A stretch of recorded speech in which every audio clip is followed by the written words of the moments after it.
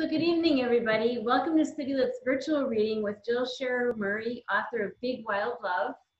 Here's the book. And we're also pleased Susan Guthrie, who will be the conversation partner tonight. Jill is a TEDx speaker, author, blogger, coach, and founder of Let Go For It, a lifestyle brand dedicated to helping individuals let go for a better life. She's also an award-winning journalist and communications leader who can trace practically every success she's had in her career, love life, and more to letting go. Her TED Talk, The Unstoppable Power of More than 1 million people. She spent a year studying improvisation comedy at the Second City Training Center right here, and another 5 years of writing a popular blog called Diary of a Writer in Midlife Crisis. She resides in Pennsylvania. Susan is a nationally recognized top family law and mediation attorney in the country. And she's been helping individuals and families navigate separation and divorce for 30 years. She provides online divorce mediation and legal coaching services to select clients around the world. As a leading dispute resolution professional, she's honored to serve on the Executive Council of the American Bar Association's section of dispute resolution as the membership officer and to be co-chair of the mediation committee. We're very excited about welcoming them. Please join me in welcoming them to City Lit Books. Oh, Teresa, thank you. We're so happy to, I know Susan, I'm going to speak for Susan a lot. No, I'm just kidding. We're so happy to be here. Really, this is such a great opportunity, as I was saying before we officially started. I'm afraid to touch anything because I'm not technological, so I don't know who else is. I can see some of you, but I'm so sorry that it's so sad that I can't actually physically be there in my favorite. But I'm so appreciative of having hosted. I feel a little bit of Chicago. All I need is the deep dish pizza and the extra sauce. That would be it. I could just sit right in my room. I'd probably turn you off and just be all by myself with the pizza. But anyway, I love Chicago so much. Every time I watch TV or we see something and there's like a cityscape on the screen, my husband will say to me, "Look, honey, there's Chicago." Even if it's like New York or LA, it doesn't even matter.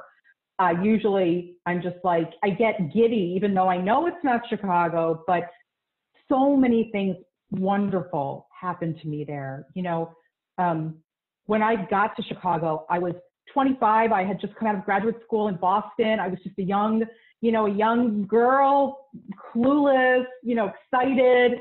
And by the time I left, I was, 41, a woman on the brink of menopause. So much life happened to me when I was in Chicago. So I feel so happy to be here with City Lit Books. So I started my professional writing career in Chicago as a journalist.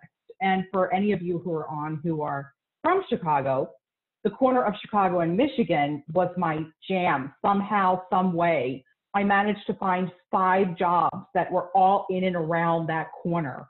And I put a lot of tread on those floors of that Walgreens. They have a lot. I probably bought like a whole shelf there, spent so much time and money there. I used to take the 151 Yuppie bus from my studio apartment just off of Diversey to that corner for you. I would walk to my various and sundry jobs, and I would about advertising for Ad Age magazine and business for Chicago, Crane Chicago business. And I wrote about dentistry for the Academy of General Dentistry. And I wrote about hospitals for the American Hospital Association. And I even wrote about movies and commercials and TV for Screen magazine. In fact, I was thinking about this talking, and for some reason, I cannot tell you what I ate for breakfast, but I remember doing a story about a guy named Lynn Haldren, and Lynn Haldren wrote the jingle for the Empire commercials, 588-2300. I always felt like that was sort of like my little claim to fame.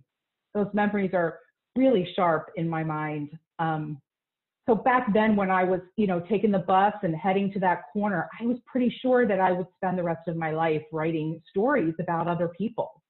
I had no idea that one day I would actually be writing and telling my own stories, documenting my weight loss journey in Shape magazine and writing a blog about starting over in your 40s and how it came with chin hair and flop sweat and adrenal glands that pumped out cortisol like the Hoover Dam pumped out water. had no idea that I would share one of my greatest dating failures on this thing called a TEDx talk, on a TED talk. Like, who could ever imagine that such a thing would exist, and that I would reach almost 3 million people would watch that talk from all over the world, or that it would lead me to writing this book where I would put some of my darkest, most shameful secrets, like how I begged horrible boyfriends to stay, and how I binge ate in the bathroom growing up in the middle of the night while my family slept because I felt deprived, not just of food, but of love and acceptance, and how that shaped me and my choices going forward. How I gave over my power to other people in love and friendship and so many other areas. I gave it over so profoundly and reflexively that it took 4 entire decades of living and a metaphorical whack in the back to wake me up to the idea that I could actually choose differently for myself. This is what my book is about. It's about how to exercise your choices and your power so you no longer settle for the wrong stuff. So you don't stay where you don't belong or consume 4 pounds of potato salad alone on the toilet with the lid down, with the fan on while everybody slept at 3 a.m. to fill the void, or feel like you're alive or worthy of what you want, or know for sure, for absolute sure, that it's available to you, so that you can let go when what you've got is just not serving you and create space for what will serve you. I was inspired to write this book after I gave that TEDx talk, and so many people reached out to me to ask for my advice on how to let go. And to this day, every time I hear from them, I allow myself a really proud moment and sometimes a cookie. I can't help but think back to how much I've changed since those Chicago days, how different this Jill, the one that strangers from countries I can't even pronounce reach out to for guidance. When I compared this Jill to that Jill, the one who desperately, desperately needed it, the one whose relationship MO was to beg one awful guy after the next to throw her crumbs, and to promise them that despite their bad behavior, that she'd do better, she'd be better. In fact, she'd be whoever they wanted, as long as they didn't leave. The problem with that Jill, as I would come to learn, was that her subconscious beliefs that she was too imperfect to be loved by someone good who wanted what she did, and her conscious desires to be loved by someone good who wanted what she did, were on 2 completely separate planets. It made dating like going into the grocery store for lettuce and grilled chicken and coming out with like 5 bags of Twinkies and 2 bags of those little Lindor truffles and like a big slab of Parmesan. You know, it was like going in for healthy and coming out with yummy and decadent and super compelling, you know, makes you feel oh so good because it's oh so bad, but you just know you're going to pay for that. You know, you're going to feel like just shit after. That was my dating life. And therein lied the problem. But who knew? I had no idea back then. It was only when I met Hector, who I talk about in both the book and in my talk, that it started to dawn on me that something wasn't right. And it wasn't about him. Something wasn't right with me. And while I knew it in my gut, in year 5 of our 12-year relationship, it took me 7 more years to realize that my struggle wasn't with Hector, because it's never about the other person. If you continue to find yourself in the same bad place where you just don't want to be, it's about you. It's not about them. Besides, Hector was good, which was why it was really hard to let him go. It's hard enough to let go of someone who's cheating on you with their secretary, or makes you sleep on the lumpy side of the bed, or, you know, who can't, I don't know, doesn't know how to close the windows at night or shut the cabinet. But when someone is kind and smart and caring and fun and loving and respectful and big-hearted, who's crying, it's not wanting what you do. And yet, while Hector was all of those things, he was also wonderfully unavailable. And I knew that. I knew that he was never going to get me where I wanted to go. I wanted to get married. I know it's not the end all be all. My friend Susan is on. She talks about divorce. Hugely ironic. I wanted to get married. But I wanted to have that experience, and he just didn't. And I knew in my gut of guts that he didn't, but I didn't like it. I didn't like it, and I looked away for a long time, maybe even from the very beginning. But what I didn't know through all of those years was that his unavailability was exactly why I chose him. On the heels of so many failed and painful relationships with really terrible guys who promised me everything and reneged on every promise all the time, and who carved their own very special brand of skull and crossbones on my heart over and over and over again, including some guy named Tom, and it's not his real name, I'm just going to say it right now, but he is so in my book. Couldn't wait to write that section. He's in there in a fair amount of detail. Don't cross a writer, right? Because you just might find yourself in some place you don't want to be. But you don't want to miss that. I mean, I wish I did, but you don't want to miss it. Anyway, and that made Hector safe. If I knew he was never going to give me the thing I really wanted, then I knew that from the start, and I would be fine, and we can go out and have fun. But that's kind of like looking for consequence-free pizza, right? I mean, that thing does not exist. So I went forward anyway, and I figured that since he'd never give me what I wanted, he couldn't rip it out from under me. And that left me with absolutely nothing to lose in being with him until I fell in love and wanted to be with his goodness forever. And then, well, there I was. I changed and he didn't. Once I had the monster epiphany that I talk about in my TEDx talk and in much greater detail in my book, the one that finally compelled me to let go and move on, terrified and as uncertain as I was, only then was I able to truly understand how I found myself in such a predicament alone at 41. Because when we're reeling from one heartbreak after the other, we start to finally wonder whether it is us. We stop listening to the well-intentioned friends who keep telling us, oh no, it's not you, it's them. It's not you, it's them. But when it's happening over and over, it's us. And it's not us being defective or wrong or bad. It's just us being disconnected from the very deepest parts of ourselves. And so the problem for me was my subconscious and conscious selves were completely out of alignment, which was actually an understatement and was fancy talk for cluelessness and denial. And I'll tell you, this is a problem for so many of us, especially when it comes to love. And that's why I spend all kinds of time in my book talking about it. And the fact that when all parts of ourselves are out of tune, and when we don't understand who we are at our deepest levels and how that's driving our choices, and when our beliefs predispose us to our limitations instead of our possibilities, we lack what I call big, wild love. So without big, wild love, making good choices on our behalf will always feel like swimming in a pool of mud. Like we won't understand why we're not getting anywhere.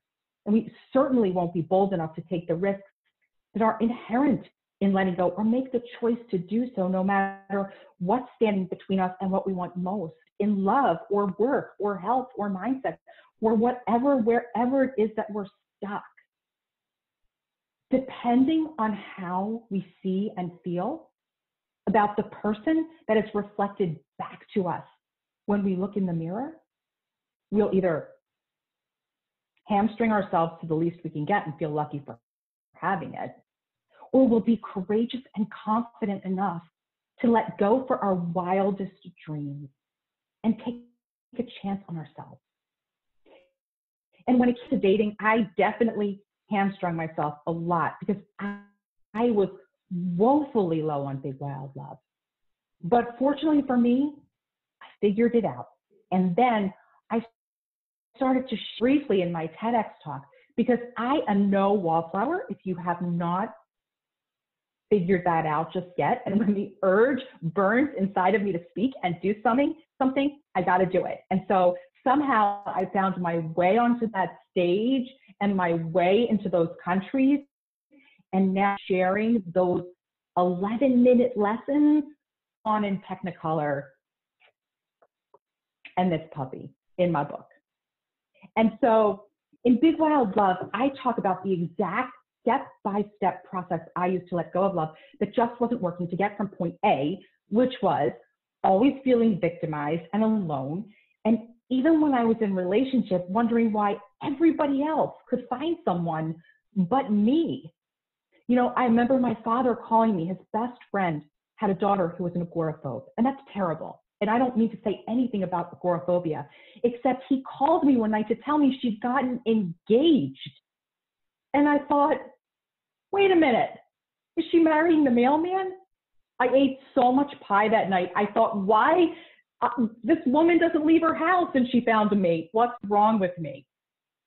But I really used process to let go from that place to point B, which is now happily married to the right, wonderful, soulful, handsome, kind, and devoted man for me, even though he can't find anything behind the first layer of the refrigerator. He can barely remember the names of most of my friends. Like, I literally have to give them, there's Wolverine Susie, and there's Agent Liz, and there's Lawyer Susan, and there's Tryon Donna. I mean, everybody has a code name. And he wears pants on Amazon that he has to zip off at the bottom. They're summer hiking pants, and he wears them all year round. He eats sardines out of a can, but I love him. He's awesome. A lot of people talk about the need to let go, but they fail to lay out the most important part, which is the how. How do you do it? That is where my book is different. I intentionally wanted to write a book about how, because I knew for years that I desperately needed to let go. But then what? How do you do it? I worked really hard to document my how and back it up with research and science. All those days and weeks and years trudging, riding that 151 bus right to that corner, write all those articles for all those magazines about all those people. I finally brought all of those skills to bear to write a book that could really give people useful information that was steeped in real science, real people's stories. And so let me tell you, as a result of all that research and all that work and talking to all those people and working with so many people through that process, I know that it works. And I have firsthand knowledge that it works because it worked for me. And here's what else is in the book. A precise definition of big wild love, because you'll need it to let go successfully. And of course, I will tell you how to cultivate that too. And once you have big wild love, which is the thing that every single person that has ever written to me or called me or talked to me for looking for advice about how to let go, is every single one of them lacks, you will reap benefits forever. And I'm going to tell you what those benefits are. You will never be hamstrung by your own choices or strive for the impossible dream of perfection. Define yourself by other people's actions. You won't be distracted by their bad behavior or use other people's opinions and expectations as your North Star. You'll stop waiting for stuff and people outside of yourself, boyfriends and parents and siblings and friends and bosses and teachers and mentors and gurus and marketers and politicians and doctors and clients and stakeholders and stylists and neighbors. We used to have neighbors that lived behind us, and they had a double deck, and they used to look down on our deck when we first moved in, and we hadn't done anything to it. Look at us like we were the Clampets with a whole lot of judgment, okay? Who cares? anybody you exchange actual air with. They won't get to ever decide what you have in your life. Only you will get to do that. When you have big, wild love, you will never equate being alone with being shipped to Siberia or skinned alive or stuck in an elevator with your husband's angry and narcissistic ex-wife, which is bad. Instead, you'll find being alone really freeing and an opportunity to get closer to your fabulous self. So how does that feel for all of you? I can only see a few of you, but how does that feel? Is there any resonance there? Is it like, oh God, she's talking about me, or oh God, that was me, or oh God, that could be me? You know, I have yet to meet, since I've started on this whole letting go journey, other than consistently hearing the Frozen song, which I'm getting a little tired of, but I've yet to meet one person that doesn't have something they need to let go of, especially now, especially in this moment in time where we're going through so much unprecedented change, and we're finding ourselves in places we never imagined we would be, holding on to all kinds of things. The process that I put in my book, I use every day to let go of big things and small things. And so if you find this resonant, please, by all means, you know, put it in the comments, let us know. If you have questions, thing that I'm talking about, put it in the chat, let us know, we'll get to them. Wherever you are in the process of letting go, wherever you feel that you might be stuck or you might not know the way forward in your life, this book really is for you. If you're stuck anywhere, if you don't know if you're in the right relationship, talking about love, if you're ready to date again, but you're afraid to get back out there, or if you aren't ready to date again, but you want to, or you want love, but you don't know how to find it, or you want to avoid making the same mistakes of the past, but you're not sure if you're in the wrong relationship or in the right one, or if it just needs a fix, or if you need to toss it all together. If you know you have to let go, but you have no idea where to begin, or if you believe you're too old, or you're too fat, or too thin, or too tall, or too short, or too young, or too whatever to let go, that there's no great love for you out there than the mustard chair and a half in your family room and your dogs and your HBO subscription. If you're holding on to limiting beliefs that are standing in your way and you have no idea what you believe, this book is for you. It'll give you the tools and the insights you need. So whenever the time comes where you find yourself holding on to whatever is not serving you, you will know exactly what to do to move forward. Because it's only when you let go that you can realize the possibilities of your unique life, the ones that matter the most to you. And that opens up to a richer life and things you don't even know are out there waiting for you. And I am not even saying this to be Pollyanna, because I'm telling you, if you would have asked me when I was that girl in year 5 of that relationship, if so many years down the road, I'd be sitting in the middle of a global pandemic in my office by myself, trying to figure out the lighting, talking to all of you at City Lit Books or wherever you are about how to let go, because I just put out my brand new spanking book, you would be crazy. So in the first section of the book, I focus on big, wild love. And in the second section, I give you everything you need to apply that big, wild love to the process that I created for letting go. And I walk you step by step so you can get it right, because I know where you are when you're at that place of, oh my God, what do I do now? And I don't want you to let go and then just be swinging around in outer space like Sandra Bullock in Gravity. I want you to have direction so that you're letting go and you have a plan for getting to that thing that you want. And if you don't know what it is that you want, and I'm telling you, in the research for my book, I found 1 in 100 people knows what they want. Most people have no idea what they want. They're accepting opportunities on default. This book will help you figure it out.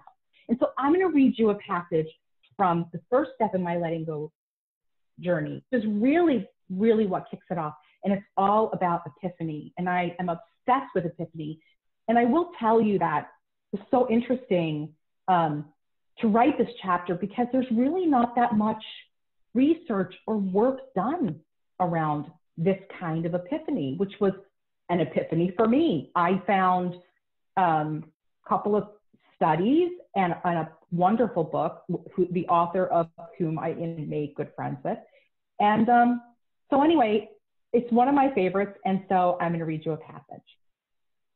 So over the course of Hector's and my 12 years together, I had many epiphanies, short bursts of clarity that revealed the bigger truth about our relationship. These epiphanies would present clearly to the unbiased and uninvested, like friends and family, that he would never give me the long-term love and commitment I'd started to crave after our 6th anniversary. But to me, the desperately biased and invested, they were like stars shooting south, which is why I did what any pain-avoidant woman would have done in the same situation. I ignored them. I ignored the fact that he'd grown less available to me over the years, that his excuses for not visiting my family with me or doing anything that required real planning had grown longer and more frequent, that he'd stopped spending the nights so he can get home to care for his parents who lived upstairs from him in a duplex apartment. With each epiphany, instead of waking up, I went back to sleep. And while I rested, each unattended tremor formed cracks in our relationship's foundation that deepened and widened over time until the ground beneath me rattled and shook and almost swallowed me whole the day I lay on that stranger's bathroom floor. There were several epiphanies I'd had that could have spared me that experience if I'd paid attention, but I didn't.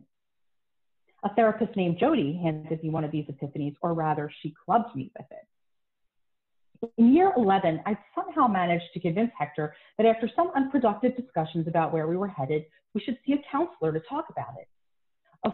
A friend of mine who knew our story well recommended her therapist, Jody. Said she was perfect, I thought, a straight shooter, just what we needed to help us move forward. I couldn't wait to sway Jody to my side and get Hector the help he needed accessing his true feelings, because after armchair diagnosing him, I was sure he wanted to be with me forever. He was just scared of abandoning his family and getting too close or having what he didn't think he deserved or being truly happy. Isn't this what we say when the men we love don't give us the love we want in return? First, we went to see Jody by ourselves and then together. The goal during my individual session was to make her see how advocating for my side was in the best interest of both. Then Jody would have my back. After all, I found her. She owed me. Once Hector and I had both had our session, it was time to all sit down together, and I was excited to finally get answers, imagining, of course, that they would be in my favor. Hector would have his own epiphany, realizing that he needed to put a ring on it. And then there'd be pound cake and coffee at the end, tears, hugs, a promise to invite Jody to the wedding, Minnie Riperton's Lovin' You playing us out of the building. But then we barely had our coats off when Jody looked at me and said this: "Leave him now. You're talking about marriage and he's talking about house repairs and his mother's birthday. Never speak to him again." Wait, what? What about pound cake? What about Minnie Riperton? What about you two are a swell couple who should be together forever, and don't let this one get away, Hector. She's so thin. That's not in the book, I'm just saying that. While he looked dumbfounded, I felt like I'd been whacked in the back with a crowbar. It took everything in my power not to drop to the ground. We stood there, jaws open, as she asked him to leave the room for good. And when he did, after some protest, she got so close to my face, I could see her mustache. "Don't even let him drive you home tonight. Cut off all communication entirely, unless and until he gives you what you want." "I don't think he will, but then you'll know for sure." By the time I left, I felt like I'd been waterboarded by my own tears. I didn't want to believe any of it, even though I knew in my gut she was right. While Jody's take no prisoners approach shocked me, it simply wasn't enough to scare me straight. I still wasn't ready to hear the truth, but I would be. Deep in my subconscious, where thoughts and ideas go to gestate and I was working it out. Jody's words on a loop were preparing me for epiphany number 3, the one that would finally revive me from the dead and give me the fortitude to do what was long overdue, to let go. I can personally attest to the fact that epiphanies can change your life. 3 was the charm for me, and I'm just grateful that I was able to see the gift of that epiphany for what it was, a desperate cry for help coming from within, a flash of light so all-consuming, there was nothing else for me to do but try to climb my way inside it. In that moment, I wasn't sure I could survive a realization that hit me like a truck falling from the clouds, but I did. I used that epiphany to traverse a new course on new ground. And I had no idea where it would lead me or that it would compel me to let go so big and so hard that my entire world would shift on its axis. But it did, and I am so grateful.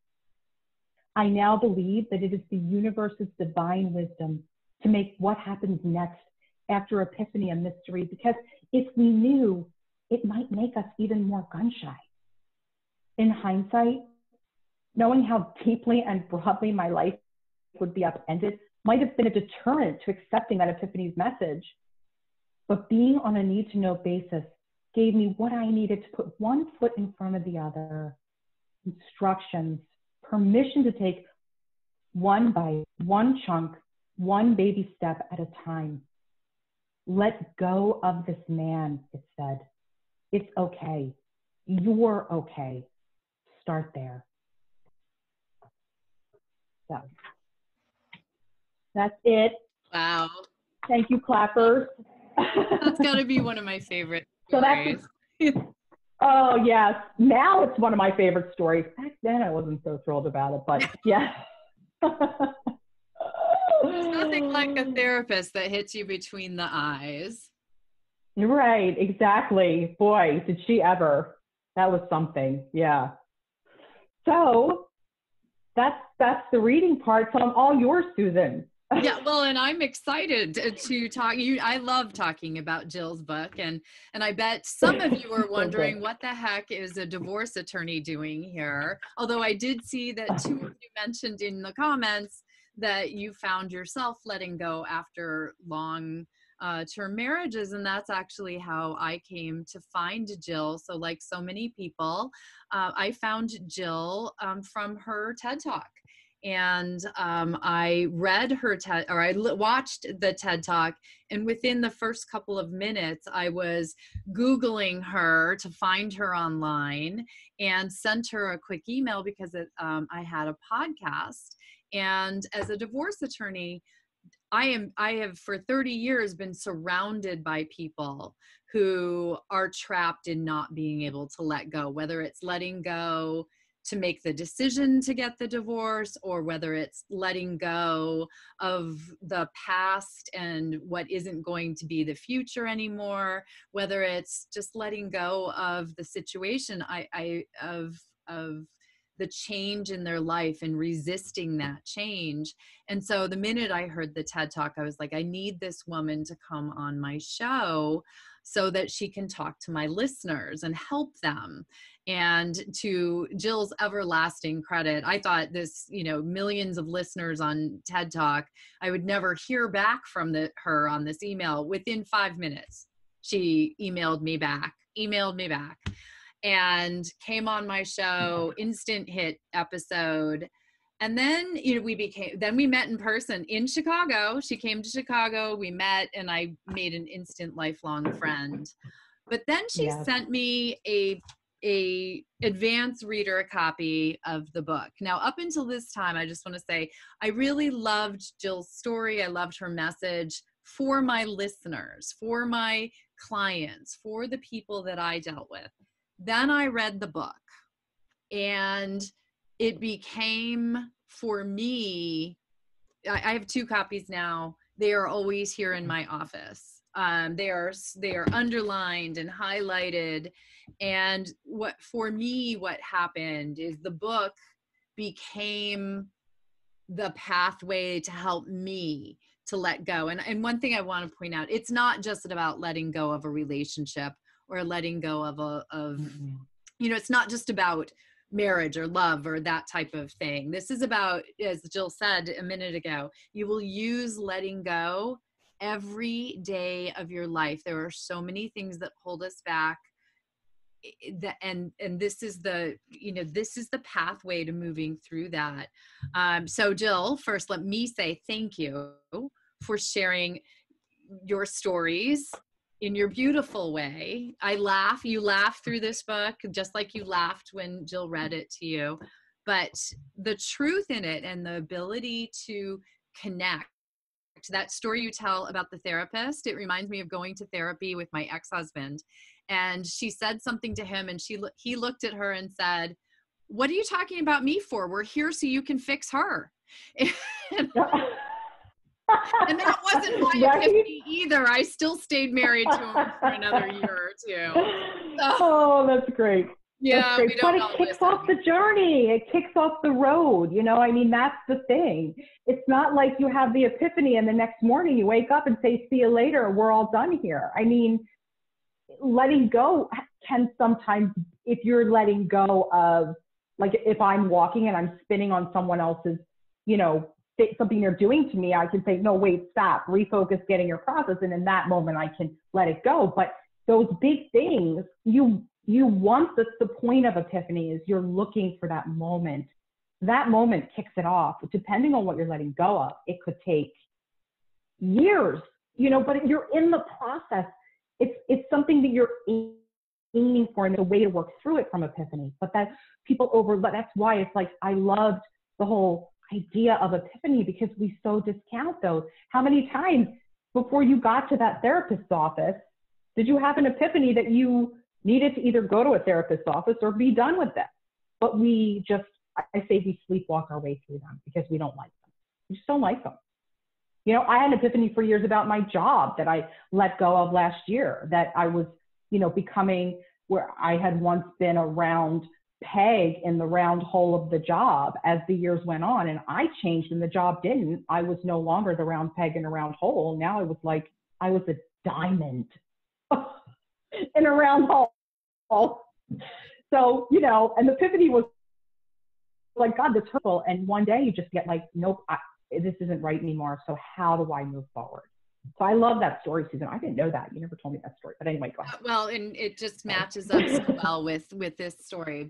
And that's, I think, actually, Amy had a wonderful question that kind of goes to that. She said, how do you get through to someone who really needs this but isn't ready to hear it? And that's kind of like us with the therapist, right? Do you think you can? You buy my book, Amy, and give it to them. That was my first thought.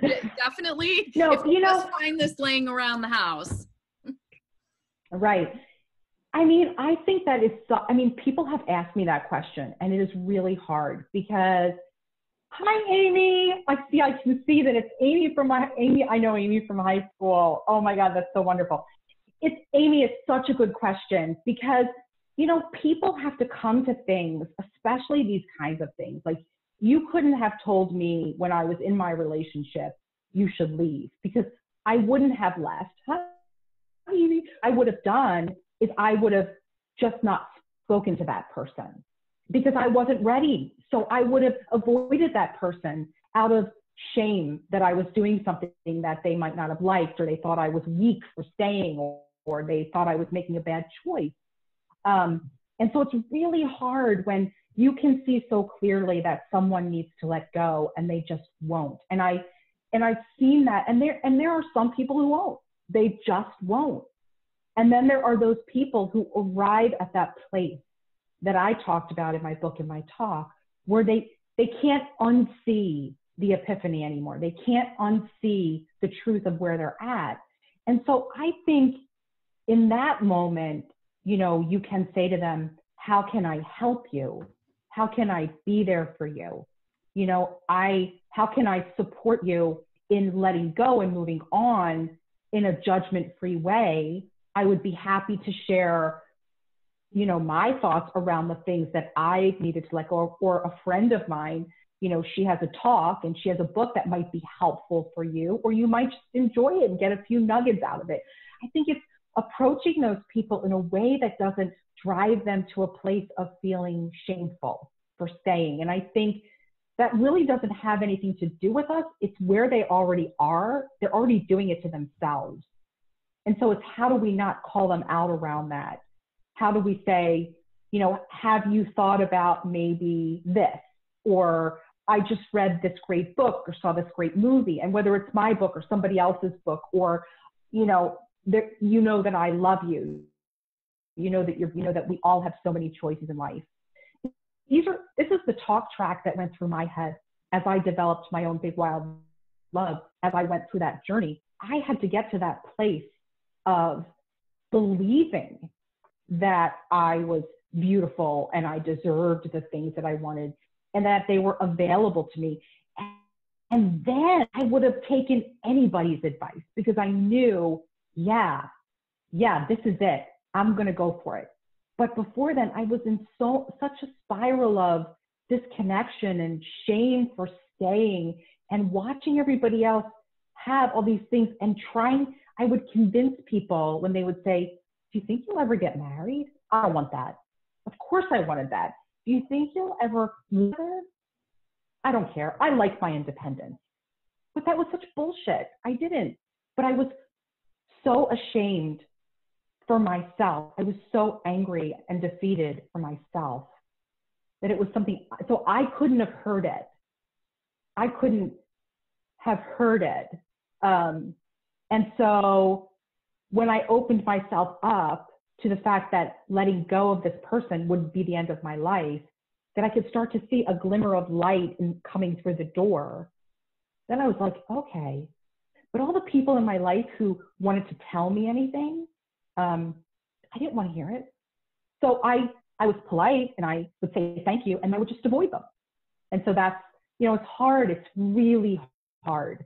But I do think also, you know, modeling for them and being really honest and authentic about your own journey, wherever you're letting go or whatever, you know, one of the things I'm really encouraged to see, I have to say, like on social media, and even what I'm seeing like just in the world, is that people are really getting tired of like all the pretty polished pictures. They want people who are authentic and real. They want to know that we are having a shared experience. Like, you look at all the people, like the Brene Browns and, you know, the Liz Gilberts and all those, you know, who are out there talking about their pain. Now, sometimes I think they, you know, tend to go to all the way to the other place. I like them. I think they're all really talented. But I think people just want authenticity. And so, you know, maybe it's just a really authentic conversation of, I love you, and I'm here to help you whenever, and if you ever decide that, you know, you want to make a change. No judgment, you know, we all have our stuff. That's how I do it. Well, and now I just say, buy my book. Doggies need food, buy my book. Well, but the book, I mean, I actually tell everyone, and I tell my divorce clients who are having a hard time. I actually just spoke with a client who is at the end of her divorce. It's a month beyond, and her husband, the date he had to move out of the marital residence was last weekend. And I called her to make sure it happened and that he left and all. And she was in tears because it had finally all kind of hit her. And she was mourning the loss of not the relationship, because the relationship had not been a good one, but she was mourning the loss of what she had wanted, what she had gone into that relationship hoping that it was going to be, and that dream was over. But she said, I'm having a hard time letting go of what I had thought my life was going to be. And I immediately sent her a link to the book. Because the book, what I think is so valuable about the book, there are two things. You tell stories, which are so relatable. I think the people that, you know, we're all listening, you tell a story, it brought up a personal experience for me. I'm sure I saw in the comments, people are like, oh, that's me after, you know, so many years. So you tell your stories, intimately relatable, but then you give the action steps, and they're researched, they're actionable, they are bite-sized, and they're in there for every, you know, chapter for you to move through. And I use those little tips pretty much every day in some way. And oh, that's awesome. oh yeah. And so how did you, I mean, I just always have wondered how you even came, you know, sometimes things happen for us and we aren't able to break it down into those bite-sized chunks. How did you get that long view to come in and really break it down like that?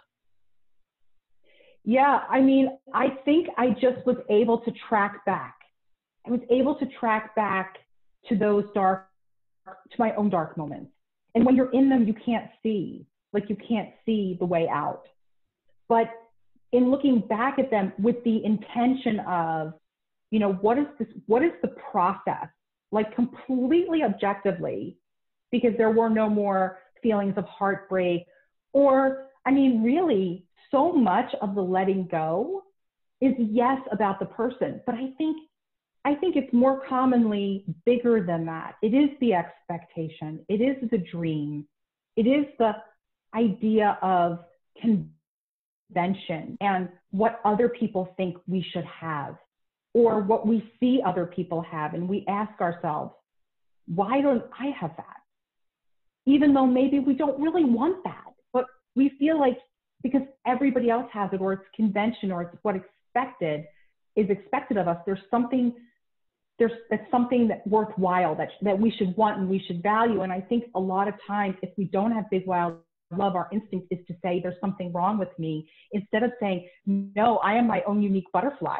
I don't want this. This isn't my thing. Good for you. Go have that thing. No judgment.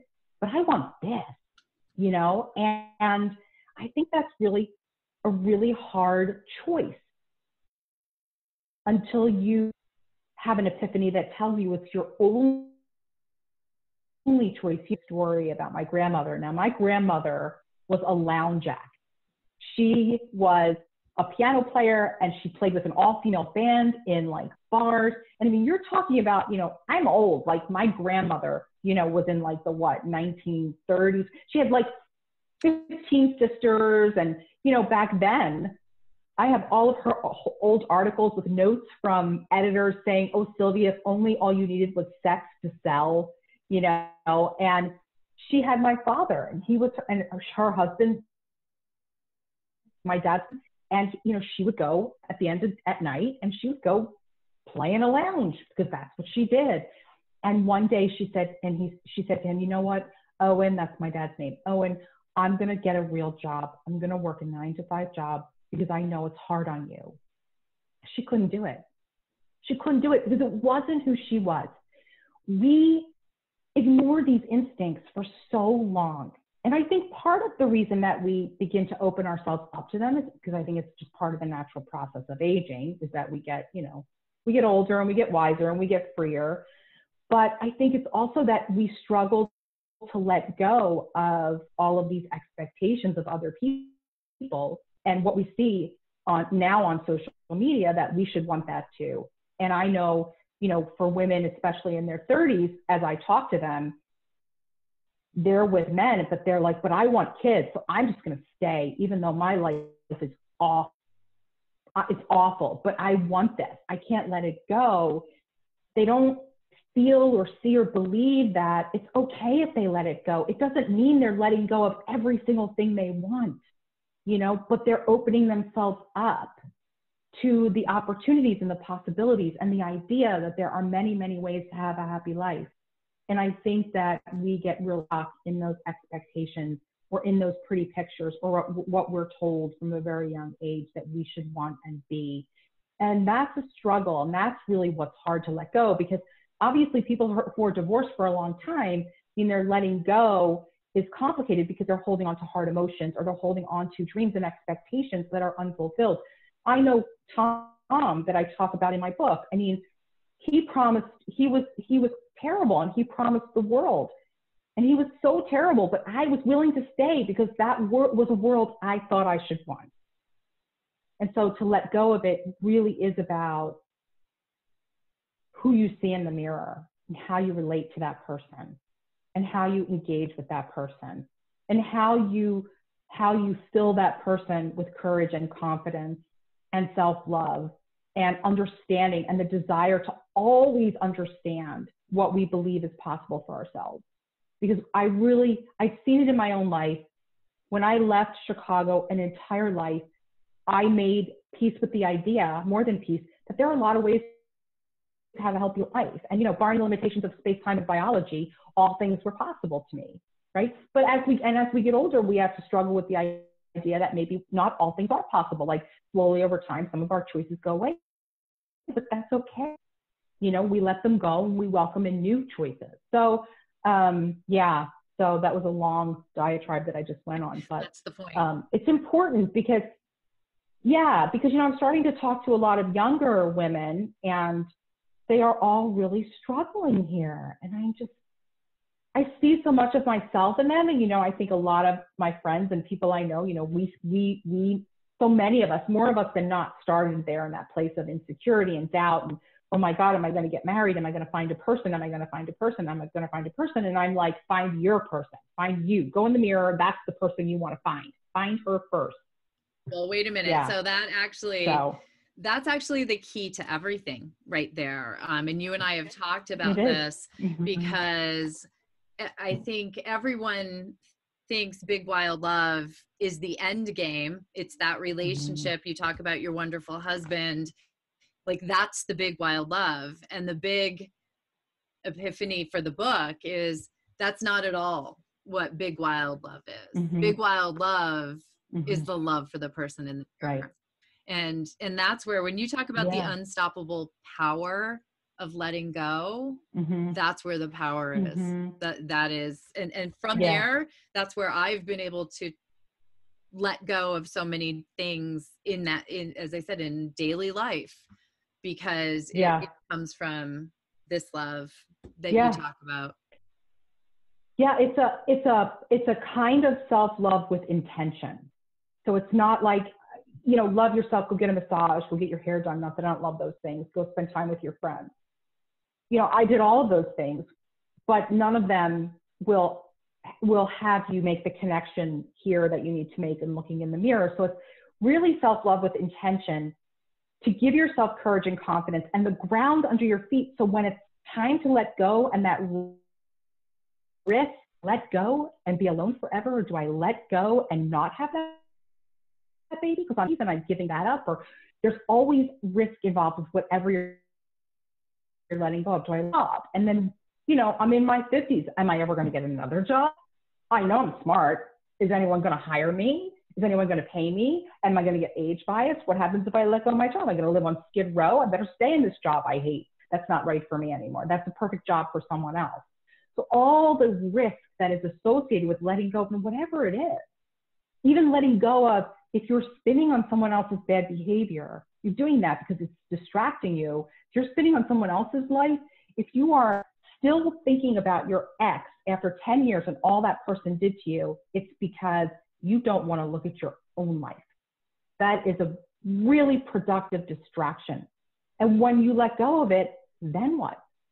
Then what? Then you got to look. So there's always a risk and there's always a payoff for holding off. And part of that is saying, I know that if I get to the edge of that cliff and I take a leap off of that cliff, it doesn't matter whether there's a net or not, because I am the net. I am the net. And so you don't hesitate to leap. You do it in a calculated, smart way because you love yourself and you care about yourself and you don't want to hurt yourself, but you are not afraid to let go anymore because you have the ground under your feet, and that's you. And that's what big wild love is. So there's a lot of ways to love yourself. You can love yourself through the idea of pampering, or you can love yourself through the idea of, striving for a dream of sorts. This is really about what you need to put the net underneath you when those moments of do I hold on or let go stare you in the face. And if you don't I ignored all those epiphanies because I did not have been it. It was scarier to let go than it was to stay in a situation that was not serving me. So, and that's what big wild love is. And that's why I say that once you have it, you can work through this process. I had woman tell me she used my book to help her work her way through the idea that she was a caregiver and that she had deferred a lot of her life to take care of her parents. And she had feelings about that she was holding on to that were stopping her from being able to go out and do anything that she wanted to do in her life because she felt so resentful about having to spend so much time caregiving. And she put herself through the book and learned how I can be a caregiver and not have to give up everything in my whole life, that I can figure out how to let go of this anger and free myself up to find places where I can enjoy my life, to problem solve. And so that's really the intention behind Big Wild Love. And you're right, Susan. I think people do think it is about finding love with another person. And it is, because once you have Big Wild Love, then you make very different choices for yourself in relationship. You no longer, I used to go out with anyone, like all the criteria I needed was like that they asked. I'm not proud, but I mean, I'm going to be honest. I was just grateful someone asked, you have a pulse, I'm in, let's go. Once you have Big Wild Love, I mean, you have fewer opportunities because you're not ready to date like anybody who asks. You become much more discerning. And one of the really interesting things that happened to me was, when I met my husband and we went on that first date, it was no longer like, God, I hope he likes me. I was like, I wonder if I'll like him. And it was like, what's he got? Which was so new. And very freeing. And I tell some of those stories in the book of how when I started to date again, how I was continuously bumping up about all those years of being a certain way, and getting mindful about using and exercising that Big Wild Love to make a different choice. And it worked. It works. But you got to have the Big Wild Love piece. That's really key. Yeah. It's the power behind everything. The power. Yeah. Unstoppable power. The unstoppable power. Yes. But I didn't want to let us go without talking about my favorite part of the book. This is my favorite part. It's your hit list. Wait, I just have to say, if anybody's on here, like divorcing, thinking about divorce, had a divorce, can't get past a divorce, wants to get a divorce, or hopes not to get a divorce, Susan's podcast is just awesome. I listen to it all the time. It's about beyond divorce, and she has amazing guests, and it's so relatable and so real, and I love it. And I have to just say that because I love you so much, but I think you're just brilliant, and your podcasts help me. So if you find yourself in that situation, just go over to wherever her Divorce and Beyond podcast, and she's a master social media person if you need help there too. So anyway, Thank go ahead. you. I just had to say that before we hung, and I didn't want to forget because but it's true. It's absolutely true. We have that joined or similar desire. I've been a divorce attorney for a very long time. I really want people to have a life beyond divorce. Divorce is a finite time. And so we met and bonded over that. But the thing that I use, this is the list that I use pretty much every day in my life. It's your letting go hit list. And it's in the book, and it's 9 things that you need to let go of or on the list. And each one of these resonates with me. So I just wanted to hit on a couple of them because, let go of taking things personally, let go of what other people think. Those are easy, but let go of the need for closure. I had to do that recently, and it was really hard to do, but I am all the better for it. So big. It is. So you know what? That makes me crazy. Now, I'm not talking about like if someone dies, you know, I mean, or someone passes away. I mean, you know, there's a certain amount of closure that we need never really get because grief never goes away. But what I'm talking about is, you know, closure from a situation whereby you're waiting for someone else to give you a piece of information or to say something to you in order for you to be able to move on. Because you got to be a self-cleaning oven here. That's what I say. You got to be a self-cleaning oven. Because the thing about closure is, even if like some guy, you know, dumped you and didn't tell you why, or, you know, pulled the rug out from under you, and you were looking to that person for closure, A, would you believe them? Would you believe what they said? B, do you think that they're actualized enough to even know why they do what they do? And C, do you really think it's going to make you feel better? The answer to all of those things are no. We cannot rely on other closure for other people because they hold us up and they are still telling us what we have in life. When we're with other people to open the gate for us and we're still stuck. We have to be able to do that for ourselves. We have to be able to say, I don't know why this person did what they did, but instead I'm going to ask myself what drew me to it. What did I miss? What did I see in the situation that was appealing to me, and not from a place of judgment, but from a place of taking a lesson and being able to move forward. So you can, you know, I spent so much of my life seeking closure from other people, friendships, family members, boyfriends, bosses, teachers, and it's just an illusion. We have to be able to just do that for ourselves. And, you know, it's really funny. One of my gurus, Mel Robbins, who I love, she just did a whole thing on that too, with like, you just can't rely on other people for closure. I can't remember what her reasons are, but I feel so strongly about that one. And these things, the 9 let goables, I did not have time to put in my talk. I only had a small amount of time. I can't even believe I got as much of you talk fast. Talk. I could have stood up there for, yeah. But that one was so hard for me to put on the cutting room floor because I really do think it's so important. So thank you for honing in on that one. Yeah. Well, and it's so very goes to the core of what you're saying, because when I like your analogy of looking for someone else to close the gate for you. What did you do when you look for someone else to do it? You give them the power, and you're yes.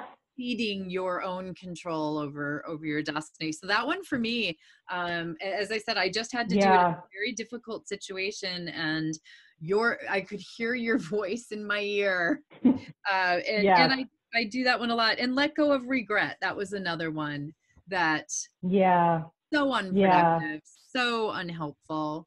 And we spend it really is so much time wallowing there. Yeah. I mean, and this is going to sound really, really Pollyanna, and I don't mean it to, but you know, there are so many gifts when things don't go our way. And we don't always see them right away. We rarely see them right away. I mean, you know, when we went into quarantine and, you know, Jill had finally, a writer my whole life, you know, my book came out in the dead middle of quarantine, everything canceled. I mean, you know, I'm like, I know there's a gift in here somewhere as I'm, you know, ingesting cake and, you know, in the laundry room, I meditate in the laundry room to get away from the dogs. So I'm like in there with cake and tissues and crying and having a little pity party for one.